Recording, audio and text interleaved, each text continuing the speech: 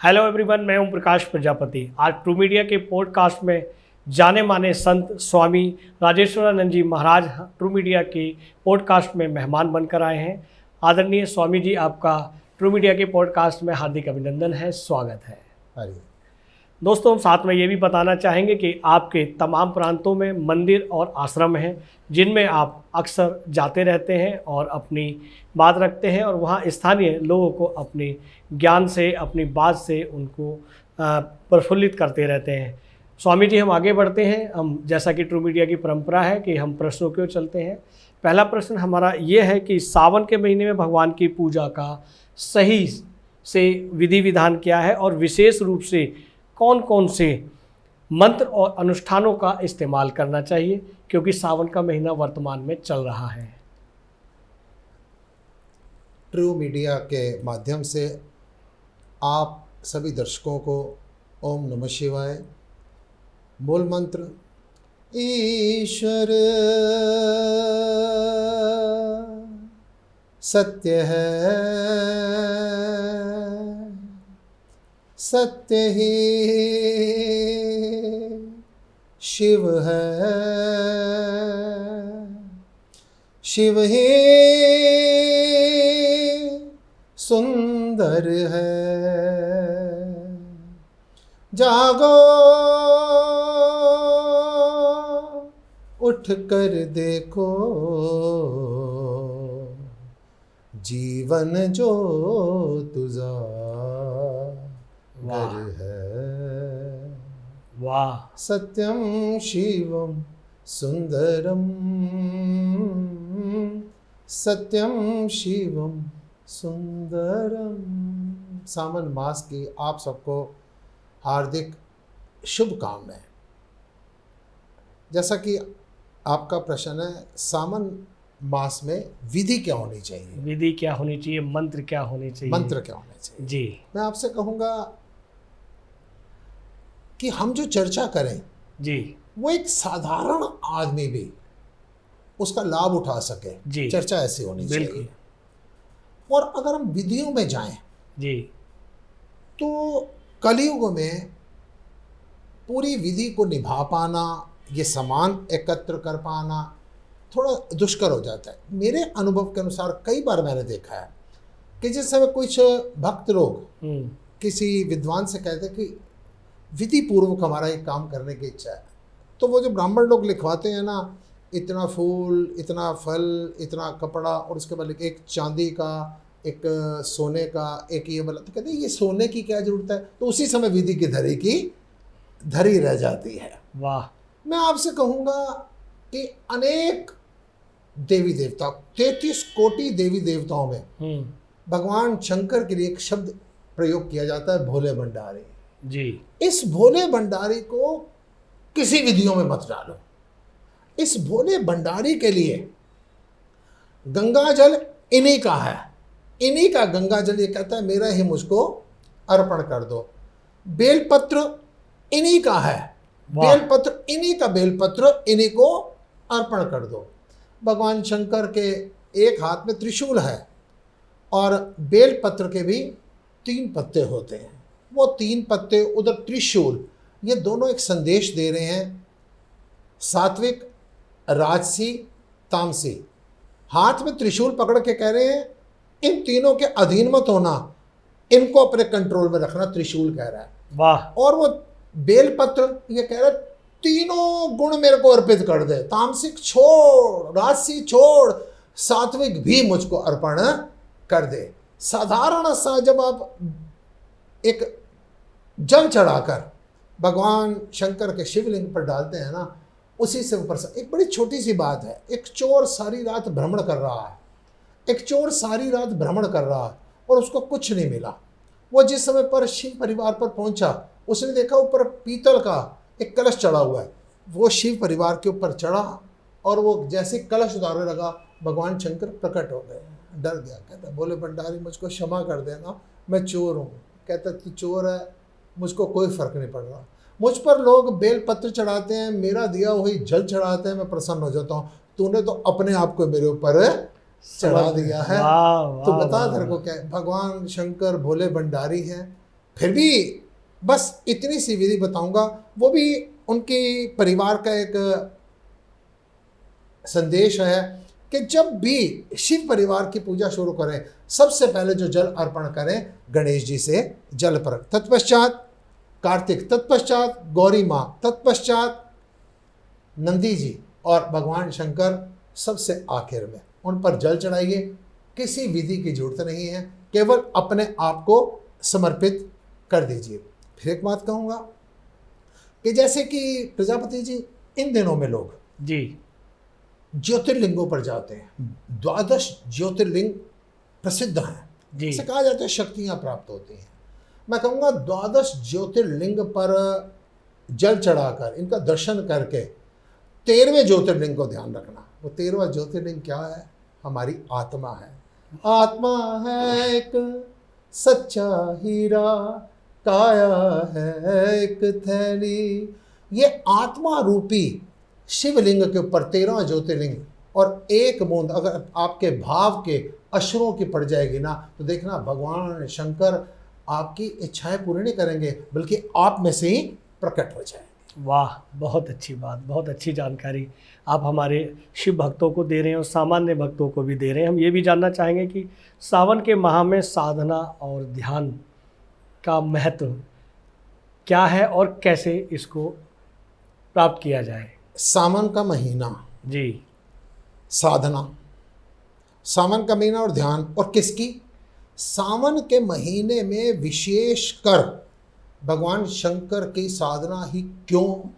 बड़ी मजे वाली बात है। जी देखो, पहली बात, आज से 4 दिन पहले, आज से 4 दिन पहले यानी सावन शुरू होने के 4 दिन पहले देवशयनी एकादशी आई। सारे देव सो गए, जी सारे देव सो गए, लेकिन उसी के साथ सावन शुरू हुआ, महादेव जाग गए। वाह, ये सारी सृष्टि, सारी प्रकृति भगवान शंकर के वश में है। इस समय उन्हीं की साधना आराधना। अब सावन में शिव की महिमा क्यों? जी सावन का जो महीना है, आप देखिए, कामदेव अपनी पूरी सेना के साथ, वसंत ऋतु, सुंदर वाह। सुंदर फूल, आहा, शीतल मंद सुगंधित पवन बह रही है। वाह, जो पौधे आप देखेंगे आपके घर के इर्द गिर्द पिछले 2, 4, 6 महीने से गर्मी में बिल्कुल पीड़ित हो चुके हैं, सूख चुके हैं, वो भी खिल जाते हैं। एक निर्जीव पड़ा हुआ आदमी भी, कई बार हमारा ऐसा एक्सपीरियंस है, गर्मी के दिनों में जब लोग आते हैं, स्वामी जी हम बहुत पीड़ित हैं, तो हम उनको आशीर्वाद देते हैं, बेटा थोड़े दिन की बात है, सब ठीक हो जाएगा। जैसे ही वर्षा आती है तो बिल्कुल निर्जीव आदमी भी खिल उठता है। अब जिस समय शीतल मंद और सुगंधित पवन बहती है, आदमी कामासक्त हो जाता है, काम भावना जाग जाती है। इधर काम भावना जागी और उधर भगवान शंकर की आराधना। क्यों? क्योंकि भगवान शंकर ही वो हैं जिन्होंने काम को भस्म कर दिया था। जैसे कहा जाता है ना, हार्ट का पेशेंट है तो हार्ट स्पेशलिस्ट के पास जाओ, ऐसे ही सावन में अगर काम का पेशेंट है ना, तो भगवान शंकर की आराधना करें। ये पहली बात। दूसरी बात, आप देखते हैं कि जैसी थोड़ी सी बारिश पड़ती है ना, जो लोग बिल्कुल सात्विक भोजन भी लेते हैं, वो भी कहते हैं आज कुछ चाट पकौड़ी हो जाए, क्या बात है। पकोड़े बना ले, वाह, आज कुछ मिष्ठान हो जाए, आज कुछ ऐसा चटपटा खाना हो जाए। इन अपनी इंद्रियों को वश में करने के लिए हमने वासना को ही उपासना बनाना है। क्या बात। ये जो सावन का महीना है, वासना का महीना है, काम का महीना है। ये एक शक्ति ऊर्जा का है। ऊर्जा को संभालना कैसे? ये साधना की जाती है कि इस काम को राम में कैसे परिवर्तित करना है। इसलिए सावन में भगवान शंकर की साधना आराधना करने का विशेष महत्व। वाह वाह वाह, बहुत अच्छी जानकारी आप हमारे ट्रू मीडिया के दर्शकों को दे रहे हैं। स्वामी जी, हम आगे बढ़ते हैं। जैसा आपने बताया कि भोले बाबा, भोले भंडारी ही है, कहते हैं कि मेरा मुझको अर्पित कर, और इस माह में तमाम वनस्पतियाँ खिल उठती हैं। इस मौके पर मनुष्य को पर्यावरण संरक्षण के लिए क्या और करना चाहिए? सावन का महीना और पर्यावरण। What is the meaning of the पर्यावरण? पर्यावरण जो बाहर से पूरा आवरण है। आवरण किस चीज का है? हम पृथ्वी का। आवरण किस चीज का है? वायुमंडल का, आवरण किस चीज का है? आकाश का। आवरण किस चीज का है? प्रकृति का। अब ये जो आवरण है, आप देखेंगे दिल्ली की बात लें तो काफी दिनों से बहुत ज्यादा प्रदूषण चल रहा था, बहुत प्रदूषण चल रहा था। जैसे ही वर्षा पड़ती है, यहाँ की जो भी एजेंसियां हैं वो समय समय पर वाटर पानी के जरिए, फुहारों के जरिए, वो जो हमारे जो विषाणु कीटाणु होते हैं उनको मारने के लिए ये वाटर प्यूरिफायर करते रहते हैं। पहली बात, अब ये वर्षा पड़ जाती है, वायुमंडल अपने आप स्वच्छ हो जाता है। भगवान शंकर की ये महिमा है। अब जो नदियां हैं, जो वाटर सप्लाई है, वहाँ पर लोग जाते हैं, उनको गंदा कर देते हैं, बड़ी गंदगी फैल रही है। मैं कई बार कहता हूँ, अगर आप नदियों के प्रदूषण के लिए बात करें ना, आप कैसे साफ़ करें, अगर आपको साफ़ करने का कोई उपाय पता नहीं है ना, तो आप एक काम कर लीजिए, इनको गंदा मत कीजिए, बस इतना ही बोल रहेगा। लेकिन सावन के महीने में वर्षा से इतना जल स्रोत आता है कि नदियां अपने आप ही साफ हो जाती है। बात रह गई पृथ्वी की, बात हुई पृथ्वी की। इन दिनों में मुरझाए हुए पौधे भी अपने आप में जीविता को, हरियाली को, खुशहाली को प्राप्त हो जाते हैं। कुछ ना कुछ पौधे अवश्य लगाइए, इन दिनों में बहुत जल्दी पनपते हैं। ये पर्यावरण, ये आवरण एक प्रकृति का, दूसरा आवरण हर मनुष्य के भीतर का। भगवान शंकर से ज्ञान लीजिए कि हम अपने काम को, अपने क्रोध को, अपने लोभ को, अपने मोह को, अपने अहंकार को, इस भीतरी पर्यावरण को कैसे अंकुश लगा सकते हैं। वाह वाह वाह, बहुत अच्छी जानकारी चल रही है, बहुत कुछ ज्ञानवर्धक जानकारियाँ मिल रही है स्वामी जी। हम आगे बढ़ते हैं कि आधुनिक जीवन शैली में सावन के माह में जो परंपराएं होती हैं उसको कैसे हम संतुलित कर सकते हैं। जो हमारी परंपराएं हैं जी, हमारा ट्रेडिशन है, पूजा पाठ, सेवा, सिमरण, सत्संग। मैं आपसे कहूँगा, भगवान शंकर से बड़ा कोई गुरु नहीं है। वाह, इनको जगत गुरु कहा जाता है। क्यों? वह उनकी जो एक्सपेक्टेशंस हैं, उनकी जो डिमांड है वो जीरो है, और एडजस्टमेंट में मेरे भोले भंडारी हीरो हैं। रहते कहाँ हैं? शमशान में रहते हैं। करते क्या हैं? इस पूरे ब्रह्मांड का अगर सबसे बड़ा कोई सेवादार है तो भगवान शंकर है। कैसे? जिस समय पर देवी देवता और राक्षसों के बीच में समुद्र मंथन हुआ, तो याद रखना इसमें लॉजिक दे रहे हैं क्या, कि अमृत मिलने से पहले विष मिला। ये क्या मैसेज है? घर से चले थे हम तो खुशी की तलाश में,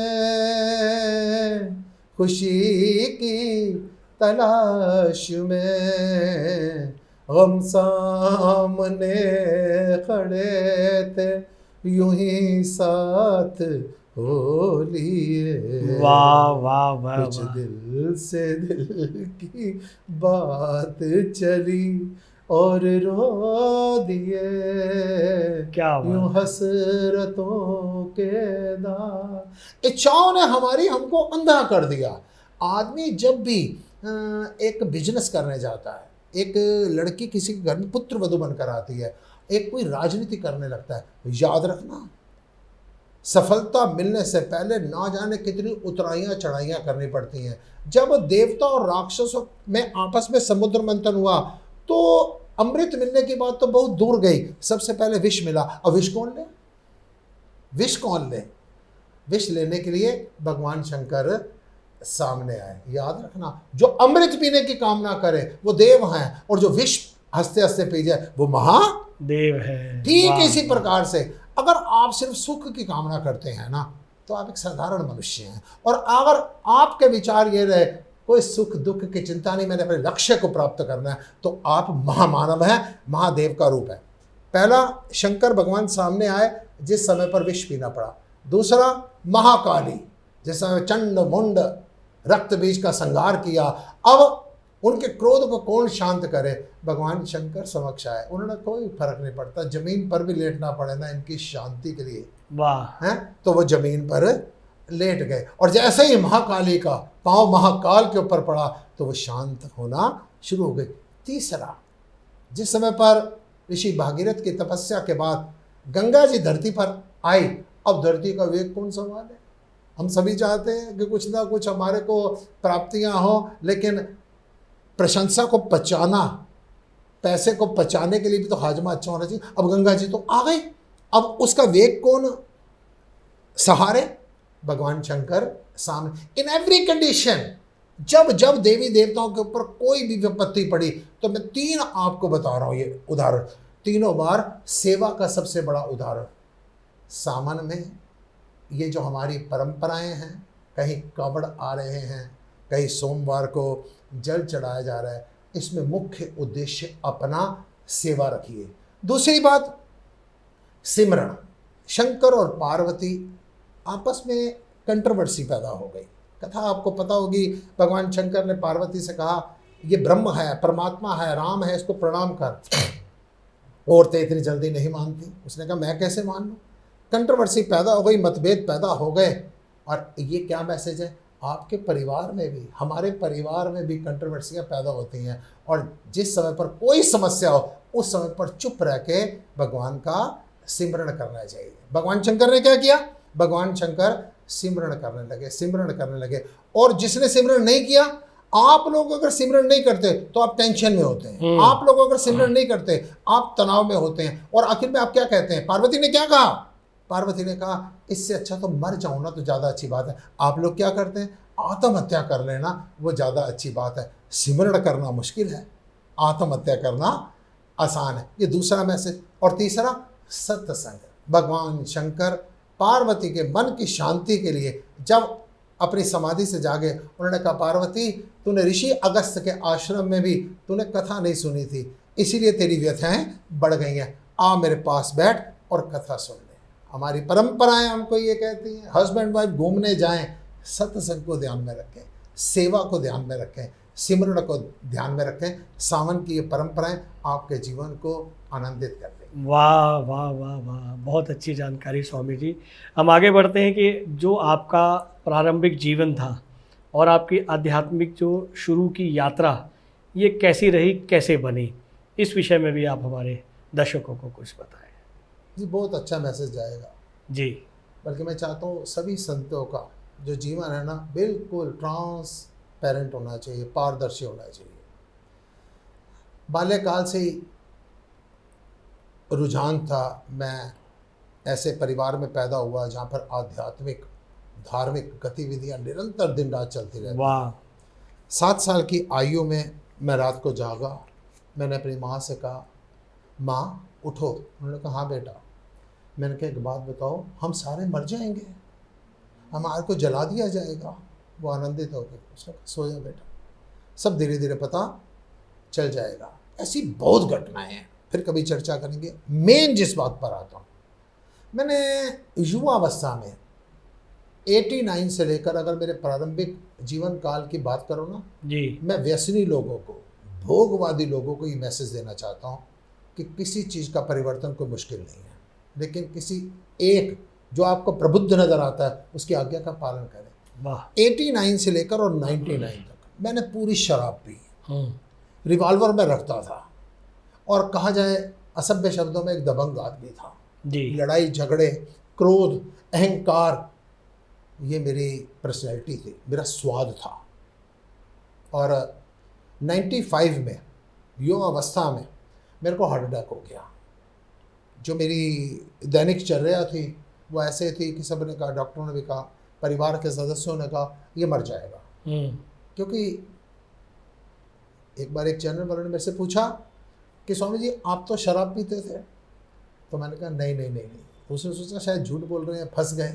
तो मैंने कहा मैं शराब नहीं पीता था, जब बोतल खुलती थी ना तो शराब को टेंशन हो जाती थी कि अब ये मेरे को ख़त्म करके बाज आएगा। मैं ड्रंकर मास्टर था, क्या रिवॉल्वर रखता था।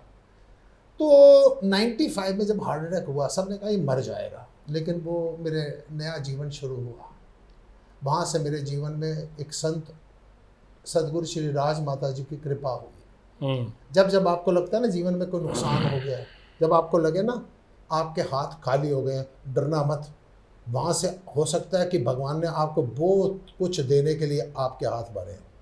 जब श्री राज माता जी को पता चला कि ये मर जाएगा, गोरख पार्क श्री राज माता जी मंदिर के पास ही मेरा एक प्लॉट था, उन्होंने मेरे को कबूल नगर में रहता था, वहाँ से शिफ्ट करवा के वो अपने पास ले आए। बस मैं संत के पास क्या पहुँचा, मेरा जीवन बदल गया।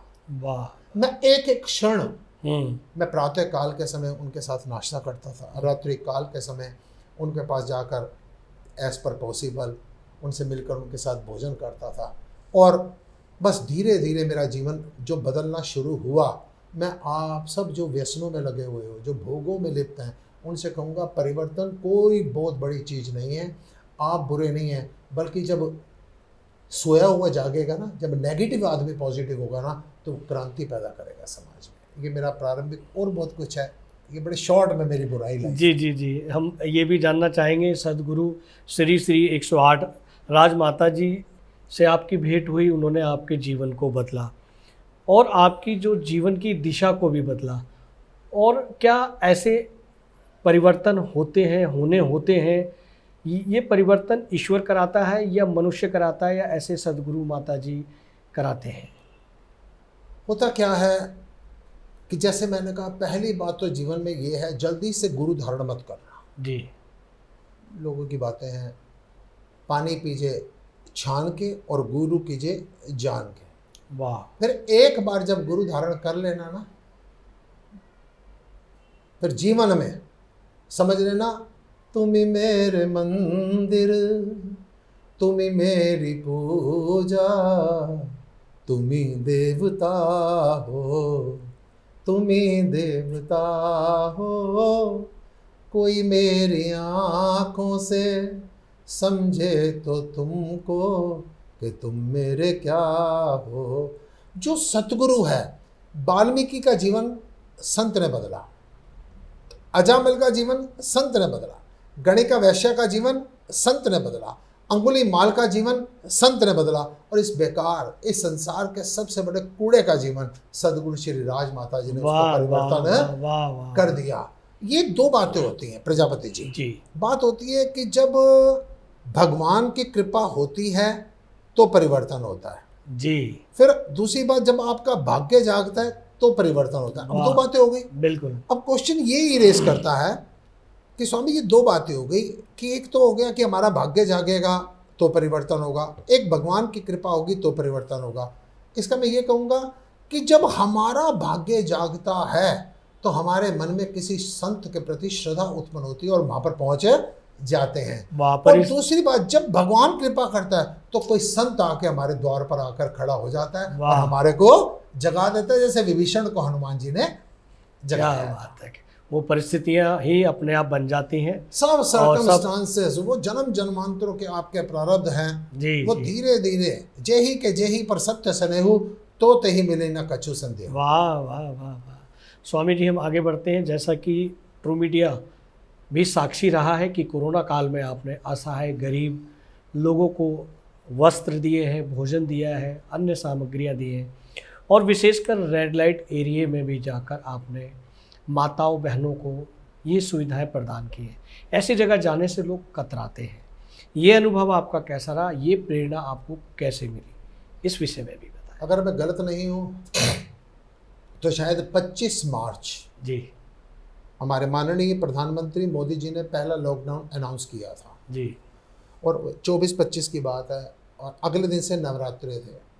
नवरात्रों में मेरा मौन व्रत होता है, 8 दिन मैं अपनी गुफा से बाहर नहीं आता, बिल्कुल आनंदमय स्थिति में अपना सिमरन करता हूँ। अब जैसे ही लॉकडाउन लगा, मैंने टीवी पर देखा तो मेरे नेत्रों में जल आ गया।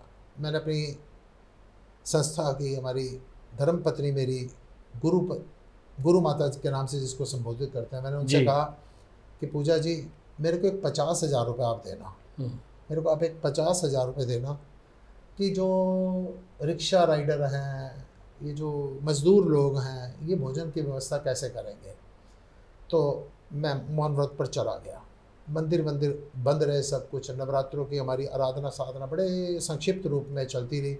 जैसे ही मैं अष्टमी वाले दिन मेरा मौन व्रत समाप्त हुआ, मैंने उसी टाइम सारे सेवादारों से, जो भी मंदिर में 10-12 लोग रहते हैं, मैंने कहा सब पीछे हट जाओ। मैंने गाड़ी की चाबी ली, गुरु माता जी को साथ लिया, और मैं एक मुकाम पर रानी बाग पहुंच गया, और वहाँ से मैंने राशन लिया। सेवादार लोग हैं वहाँ पर, उन लोगों ने मेरे को बहुत राशन दिया। जो वहाँ से ये यात्रा शुरू हुई, ये शुरू हुई थी एक कुएं से और आज ये सागर का रूप धारण कर चुकी है। वाह। और जहाँ तक रेड लाइट एरिया की बात है, जिस समय पर मैंने दूसरे लॉकडाउन में देखा, संडे टाइम्स में मैंने एक खबर पढ़ी, अखबार में मैंने एक खबर पढ़ी कि जो रेड लाइट एरिया के सेक्स वर्कर हैं वो बड़े परेशान हैं। अब मैं गुफा से बाहर आया, सेवादारों से मैंने कहा अष्टमी वाले दिन, मैंने कहा 100 किट तैयार कर दो। सब ने कहा स्वामी जी राशन की 100 किट क्या करनी है? मैंने कहा आप तैयार कीजिए फिर देखते हैं। मैं उनको बोलते, महिला वर्कर्स हैं हमारे सेवादार हैं, मेरे को बोलते हुए भी शर्म आ रही थी, मेरी आंखें झुक रही थी, परेशान था मैं अपने आप में, लेकिन सबको तैयार किया। 10-12 जो सेवादार युवा हैं उनको तैयार किया और मैं चला red light area GB road की तरफ चला। मन के अंदर बड़ी बातें थी कि कैसे करूँगा, वो सीढ़ियाँ कैसे चढ़ूँगा, जिसको असभ्य भाषा में कोठा कहा जाता है, जिनको वेश्याएँ कहा जाता है, कैसे चढ़ूँगा। अब वो कन्या पूजन का दिन था, मेरे को यही मेरे दिमाग में आ रहा था, आज कन्याएं तो मिल नहीं रही लॉकडाउन के कारण, बिल्कुल। तो ये भी तो कन्याएं हैं, इन्होंने भी जब जन्म लिया होगा ना तो कितनी इनकी पूजा की गई होगी। वाह। मैं खैर वहाँ पर मैं उस रेड लाइट एरिया में पहुँच गया। आगे एक पुलिस वाला मिला और उस पुलिस कर्मी ने मेरे से पूछा बाबा जी आप कैसे हैं? मैंने कहा भाई ये जो ऊपर नज़र आ रही हैं लड़कियाँ, इनको नीचे बुला दोगे? और उसने कम से कम 50-60 लड़कियाँ नीचे बुला दी। मैंने उनको राशन वितरण किया। मेरे को नहीं पता था कि सैकड़ों की तादाद में वहाँ पर है। उन सब ने कहा बाबा जी फिर आना। मेरे को सबसे ज़्यादा मैं भावुक कब हुआ, सबसे ज़्यादा आनंदित कब हुआ, सबसे ज़्यादा प्रसन्न कब हुआ, जिस समय उन लड़कियों में से कुछ लड़कियों ने कहा ना हमारे पापा हैं ये, हमारे गुरुदेव हैं ये। मेरे मन में आया भगवान तूने मेरे ऊपर कितनी कृपा की है कि जिसके साथ खड़े होकर, वैश्या सिर्फ ये लड़कियां नहीं हैं, उनसे पूछो जो सफ़ेद वस्त्रधारी, बिल्कुल, जो इनके पास आते हैं और घरों पे जाके इस समय पर सो रहे हैं, जिनका इनकी तरफ ध्यान नहीं है, वो भी तो चरित्रहीन है ना। बिल्कुल। और ये लड़कियां जो चरित्रहीन है, अगर ये भी मुझको बाप कह रही हैं, गुरु कह रही हैं, तो तेरी कोई कृपा है। वसुदेव कुटुंबकम के दृष्टिकोण से इनकी सेवा मैं निरंतर करता चला गया। मेरे को बड़े अपवाद सुनने पड़े, मजाक उड़ाए गए, व्यंग हुए, लेकिन मेरा अपने लक्ष्य पर ध्यान था, लोगों की बातों पर नहीं था। वाह वाह वाह, बहुत अच्छा काम आपने किया था। इस बात का मैंने अभी आपको बताया कि ट्रू मीडिया भी साक्षी रहा है, उसने भी कवरेज किया था, इसलिए मुझे वो संस्मरण याद रहा और वो प्रश्न किया। हम आगे बढ़ते हैं। जैसा कि आप समय समय पर असहाय गरीब कन्याओं का विवाह करते हैं और उस विवाह के दौरान उनके विवाह के लिए भी बहुत सारी चुनौतियों का भी सामना करना पड़ता है। वो चुनौतियाँ क्या होती हैं, उन्हें पार कैसे करते हैं, ये भी हमें दर्शकों को बताएं। देखिए, आज से 25 साल पहले जी, कोई एक बड़ा निर्धन परिवार था, वो बड़ा परेशान था, हमारे शिष्य मंडल में था, ब्राह्मण परिवार था, तो उसकी लड़की की शादी मैंने की।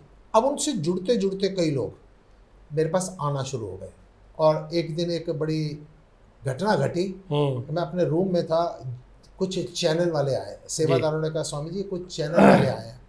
हमने कहा व्यवहारिक है, समय समय पर इंटरव्यू होते रहते, कोई आए होंगे।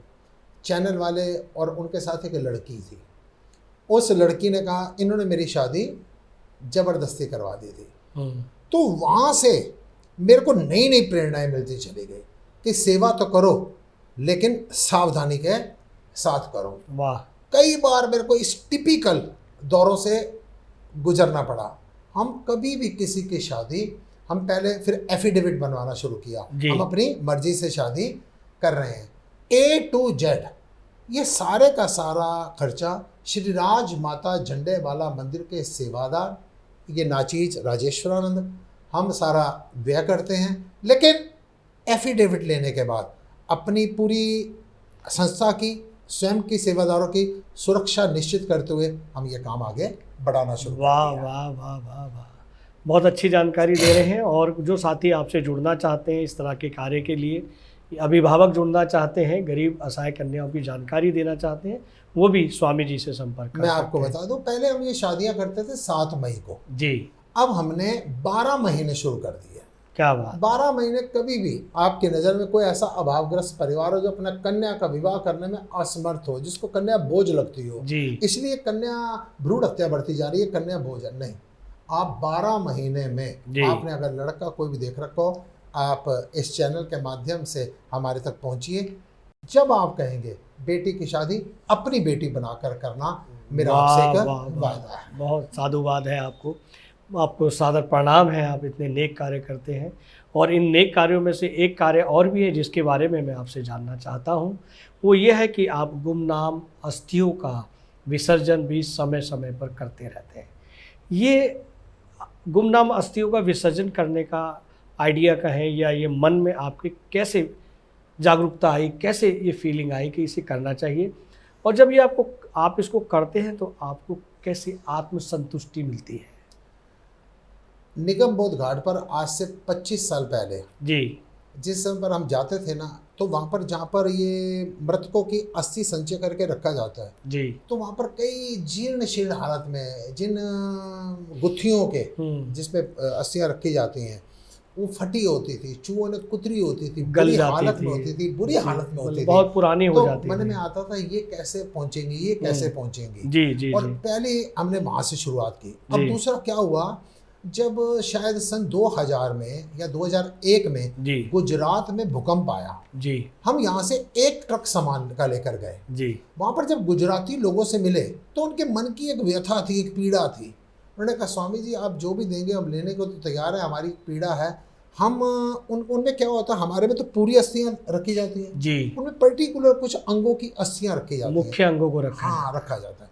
तो उन्होंने हमारे से कहा हम चाहते हैं जी कि आप इन अस्थियों को गंगा में विसर्जित करवा दी। मैं वहाँ से सैकड़ों लोगों की ट्रक में अस्थियाँ लेकर आया, श्री राज माता झंडे वाला मंदिर गोरख पार्क में उनको रख के एक अनुष्ठान किया, फिर गंगा में विसर्जित किया। समय जी। समय पर हम करते रहे। और सबसे बड़ी बात क्या हुई, कोरोना काल में जब लोग अपनों को भी छोड़कर भाग गए, लाशों को छोड़कर भाग गए, आप सबके सहयोग से मैंने 10, 20, 50 अंतिम संस्कार किए। जी एक दिन मैं निगमबोध घाट पर गया तो वहाँ पर एक जगह पर अस्थियों का ढेर लगा हुआ था। मेरे को रामचरितमानस की बात याद आई कि भगवान श्री रामचंद्र जी ने एक जगह अस्थियों का ढेर देखा था जी। और पूछा था ये अस्थियों का ढेर किसका है, तो उन्होंने कहा था राक्षसों ने जिन संतों को मार दिया, खा लिया, ये उनकी अस्थियों का ढेर है।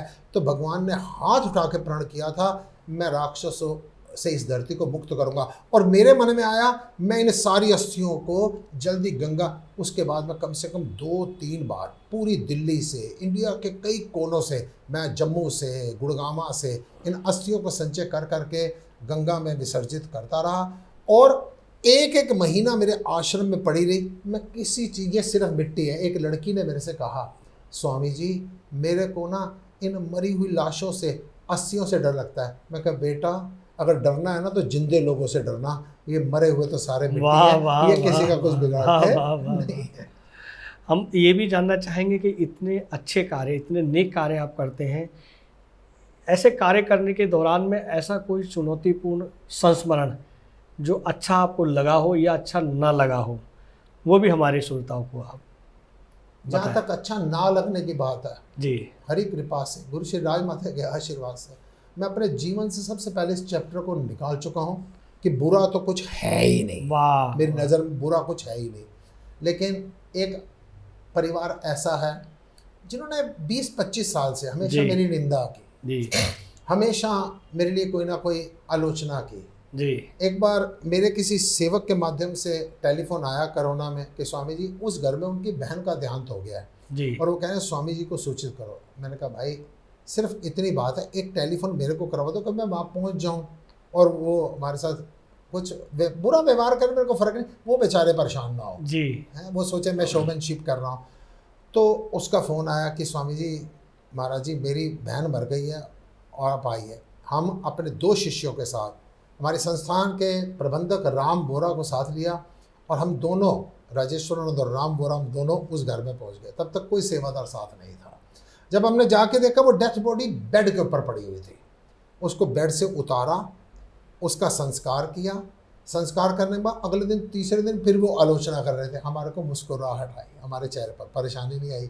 हमने कहा, हमने कथा सुन रखी है, बिच्छू अगर अपना स्वभाव नहीं छोड़ रहा तो संत अपना स्वभाव कैसे छोड़ेगा। वाह वाह वाह वाह। एक डेथ हुई, वहाँ पर हमने राम बोरा जी को भेजा।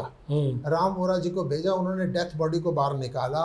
मेरे को कोरोना हो गया था तो मैं नहीं जा सकता था। राम बोरा जी को भेजा, डेथ बॉडी को निकाला, संस्कार तो बड़ी दूर की बात है, उस बॉडी के साथ गाड़ी में बैठने को भी कोई तैयार नहीं था।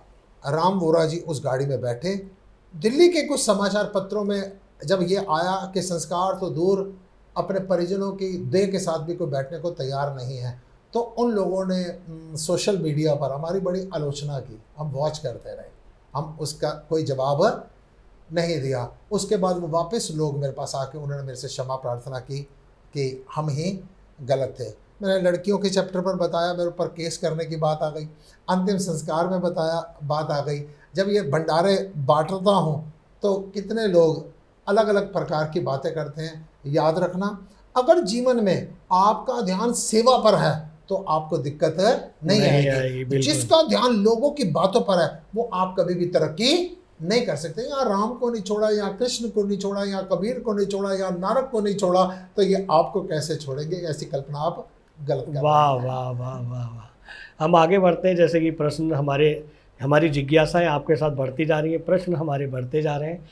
हम ये चाहते हैं कि आपके द्वारा जो उद्बोधन है, जो आपका आशीर्वाद है, आशीर्वचन है, उससे हमारे दर्शकों को बहुत अधिक लाभ मिले, कुछ सीखते रहें, कुछ अच्छा होता रहे।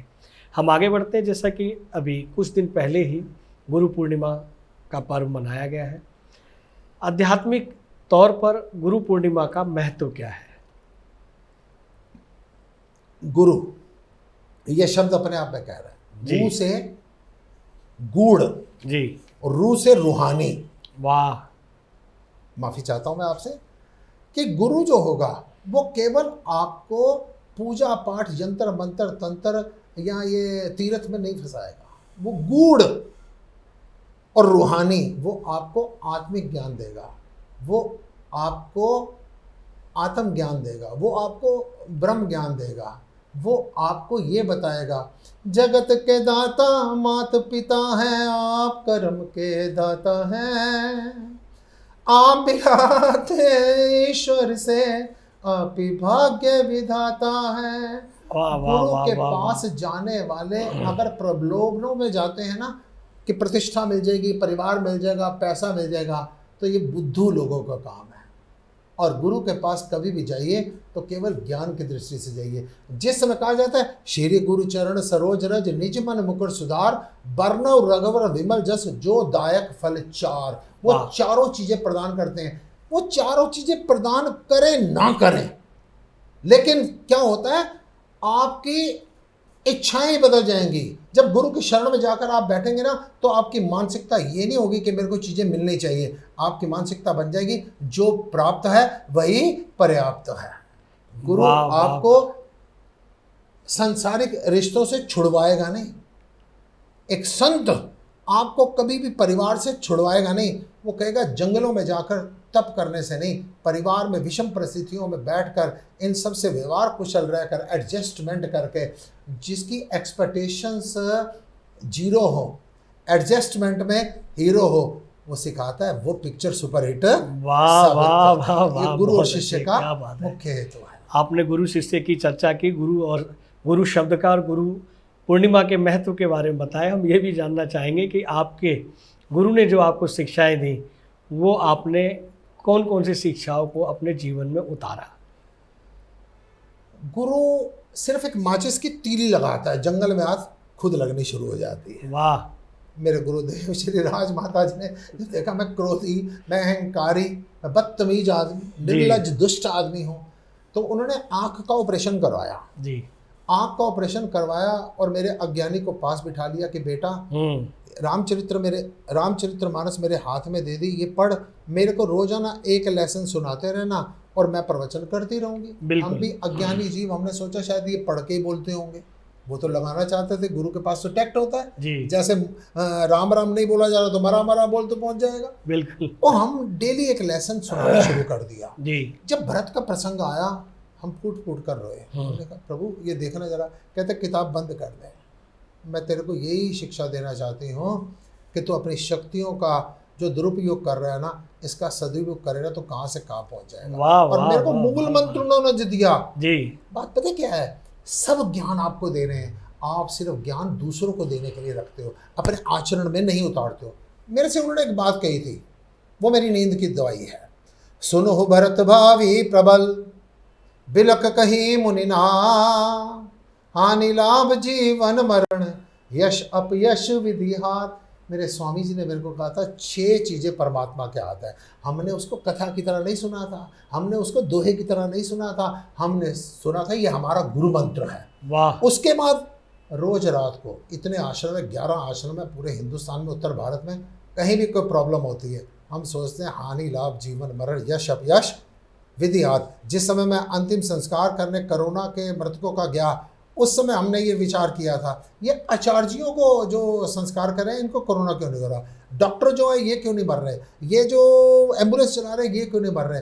मेरा जीवन मेरी मौत किसी के हाथ में नहीं है। ये मेरे गुरु ने कहा था हानि लाभ जीवन मरण यश अपयश विधि हार। मैं आराम से सो जाता।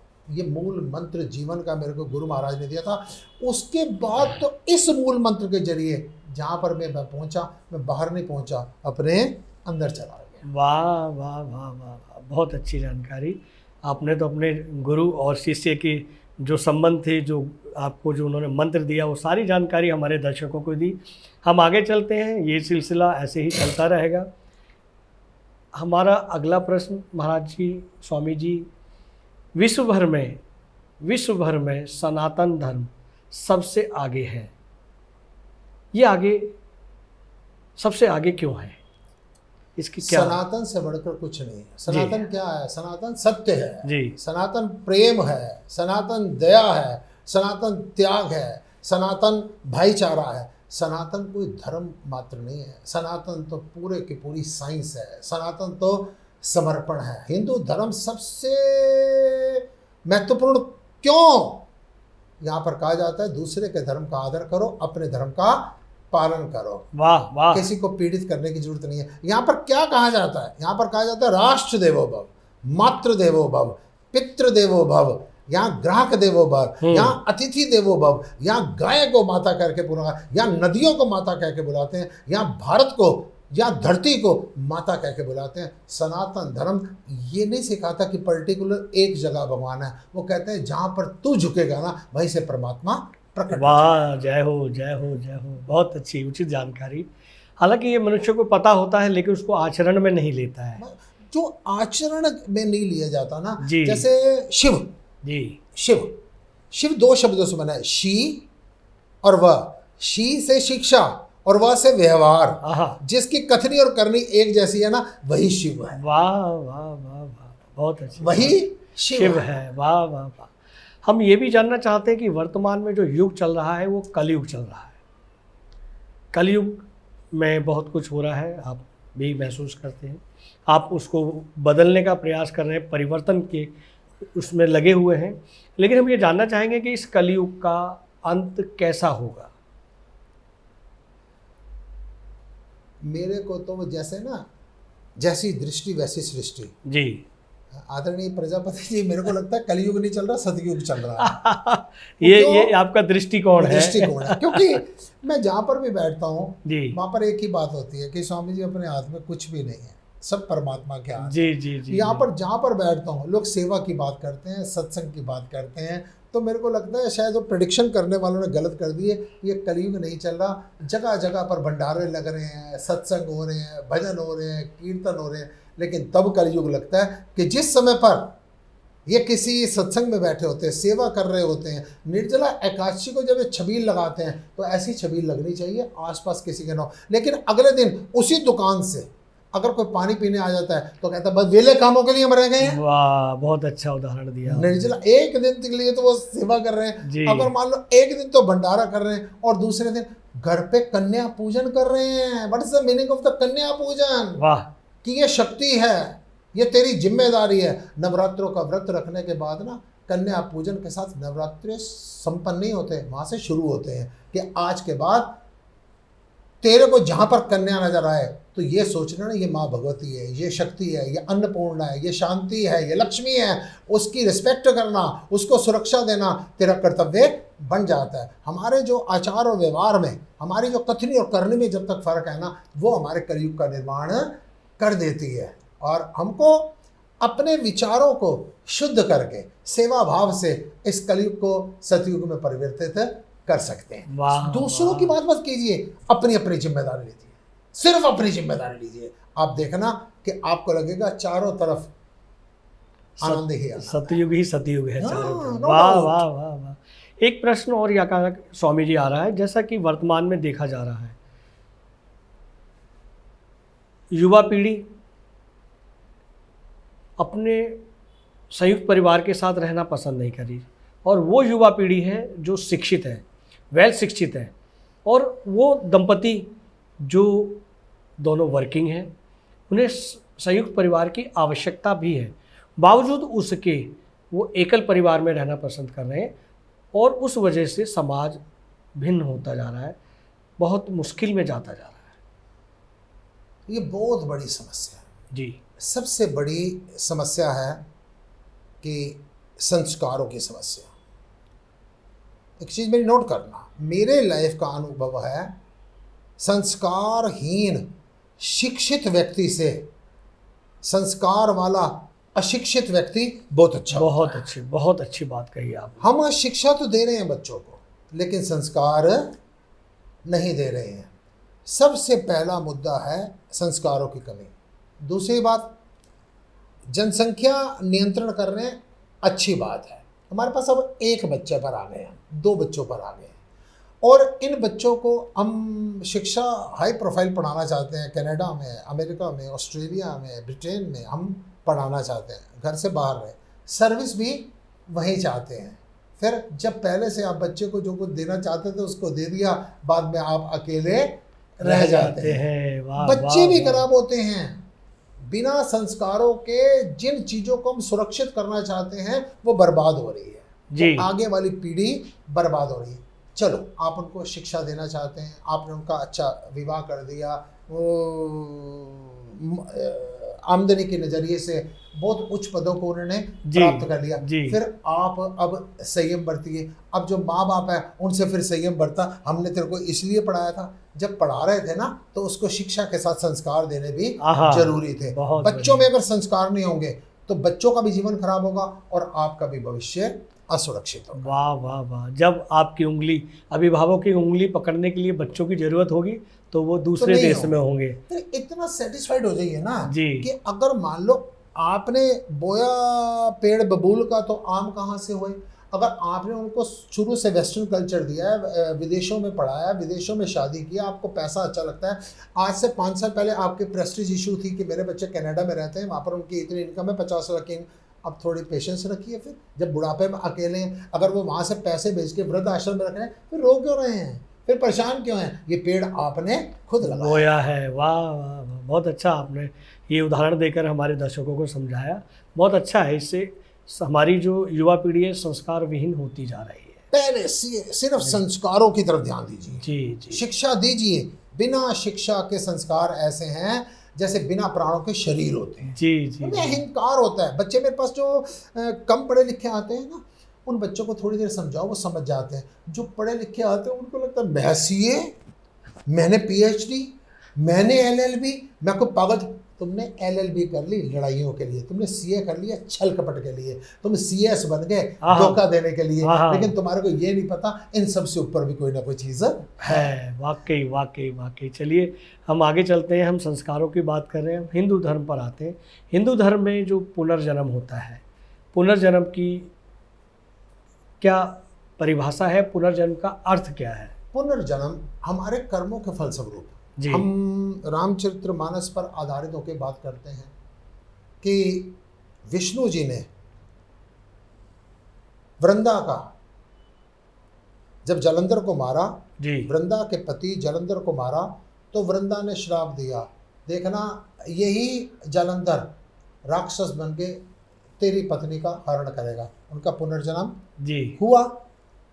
नारद जी ने श्राप दिया कि तूने एक लड़की के लिए, विश्वमोहिनी के लिए मेरी ये दुर्गति की, तू भी अपनी पत्नी के लिए दर दर की ठोकरें खाएगा। पुनर्जन्म हुआ जी। भगवान श्री रामचंद्र ने छुप कर बाली को मारा। अगले जन्म में भगवान श्री रामचंद्र श्री कृष्ण बने और वो जो बाली है वो एक शिकारी बना। उस शिकारी ने, जैसे राम जी ने छिप कर बाली को मारा था, उस शिकारी ने छिपकर भगवान श्री कृष्ण के पैर पर तीर मारा, चला। पुनर्जन्म हुआ। वाह वाह। अब ये वाह। जन्म जन्मांतरों के खेल हैं।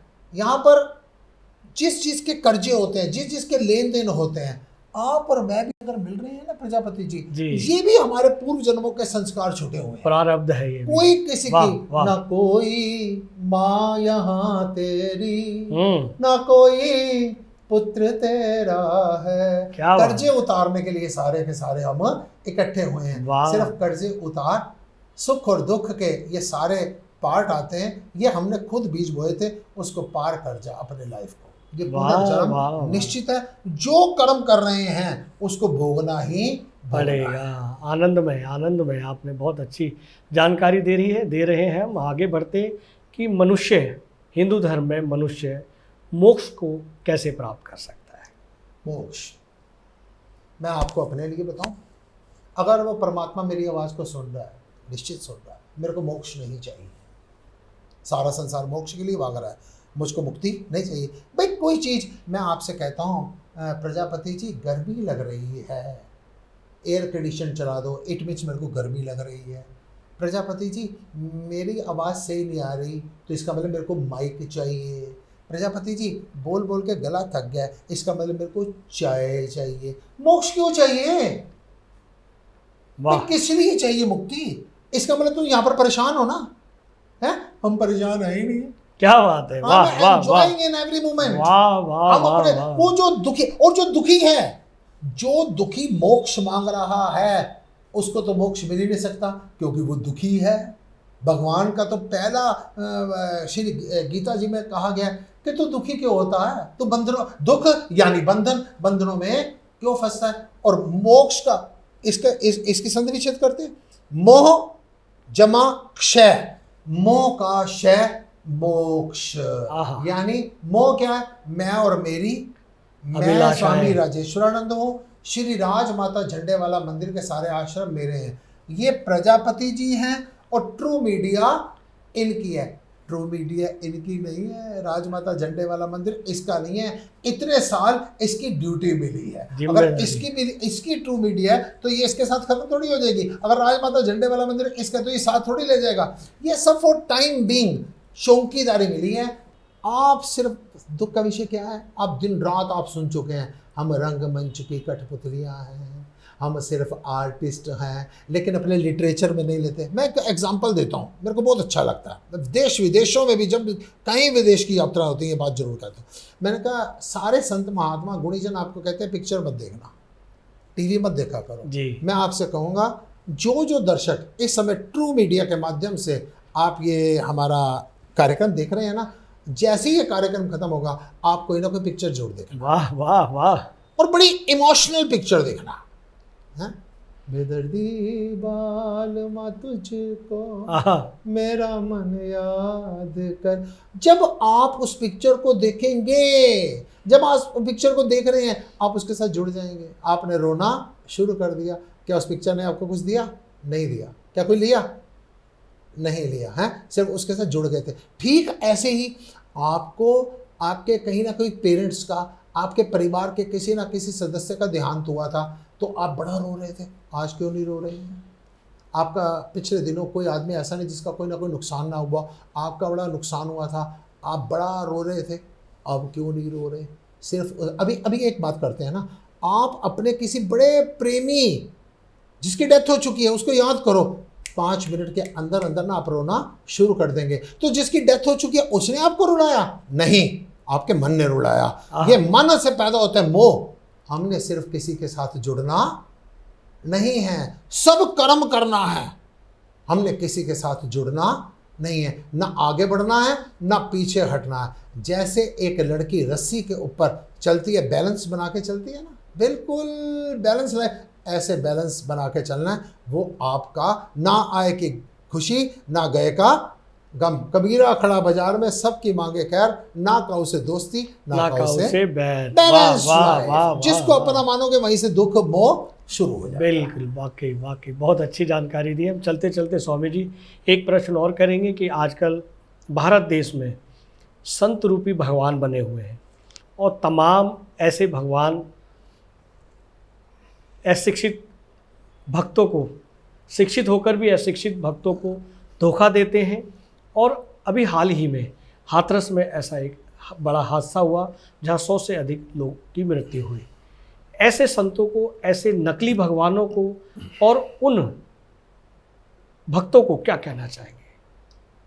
आपने कहा धोखा देते हैं। जी मैंने आपको ये रुमाल दे रहा हूँ, जी आपने नहीं लिया, जी मेरे पास वापस आ गया। जी दूसरी बात, लोग कहते हैं महाराज जी वो तो ना मजमा लगा के बैठे हैं, जी हमारा तमाशा देख रहे हैं, तुम जी। दिखा क्यों रहे हो? जी हैं? मेन बात ये है, एक केवल हमारे हिंदू धर्म में नहीं, आप डेली सोशल मीडिया पर देखिए, हिंदू मुस्लिम सिख हर जगह पर, वो क्रिश्चियन को देखता हूँ ऐसे ऐसे करते हैं, वो पागल से हो जाते हैं लड़कियाँ, हिंदुओं में देखता हूँ, तो ये कहाँ पर गलती कहाँ पर हो रही है? जब तक आप किसी की चरणों की धूल लेके जाते हैं ना, मेरी समस्या का समाधान हो जाए, जब तक आप ये चाहते हैं ना कि एक कोई वो घुट्टी लेकर या पता नहीं क्या तंत्र मंत्र यंत्र लेकर कोई हमारा फ़ायदा हो जाए, हमारे को दुखों से निवृत्ति मिल जाए, ये आपकी गलतफहमी है। आपको रोज़ाना लोग धोखों में फंसाते रहेंगे। इसलिए सबसे पहले आप याद रख लो, मैं आपको चैलेंज देके कह रहा हूँ, ब्रह्मा विष्णु महेश भी आपकी प्रॉब्लम को तब तक सॉल्व नहीं कर सकते जब तक आप खुद अप्रिशिएट नहीं करेंगे। मैं आप कोई भी आदमी आपको तब तक सुख नहीं दे सकता जब तक आप उसको लेने की तैयारी नहीं कर रहे।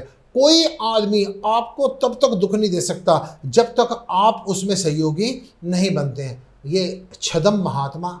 और जहाँ तक बात की हाथरस की, मैंने भी वो क्लिप्स देखी और सुनी कि अगर वो संत हैं, मेरी दृष्टिकोण में जूते पहनकर बैठे हुए हैं, मैं वस्त्रों पर नहीं जा रहा, वाइट पहने हैं, पैंट कमीज पहनी है, हमारा प्रजापति भी एक संत हो सकता है अगर इन्होंने ये, जिस मंच पर, जिस व्यास गद्दी पर तुम विराजमान हो हैं, वहाँ पर आप जूते पहनकर बैठे हैं और लोगों को कह रहे हैं चरण धूल के साथ आपकी समस्याओं का निवारण हो रहा है। मैं आपको पूरे ब्रह्मांड में जितने इस प्रकार के कोई जादू टोना तंत्र मंत्र यंत्र वाले हैं ना, उनको चैलेंज कर रहा हूँ कि आप ना मेरी एक दाढ़ी का बाल को भी नुकसान करके आप मेरे को दिखा दीजिए, मैं आपको मान जाऊँगा। ये छदम जो संत हैं, इनके प्रति, इनके विरुद्ध में जरूर कोई ना कोई कार्रवाई समय समय पर होनी चाहिए, जो कि भोली जनता को बरगला रहे हैं। और भोली जनता को हाथ जोड़ के प्रार्थना करूंगा, केवल भजन, केवल सिमरण।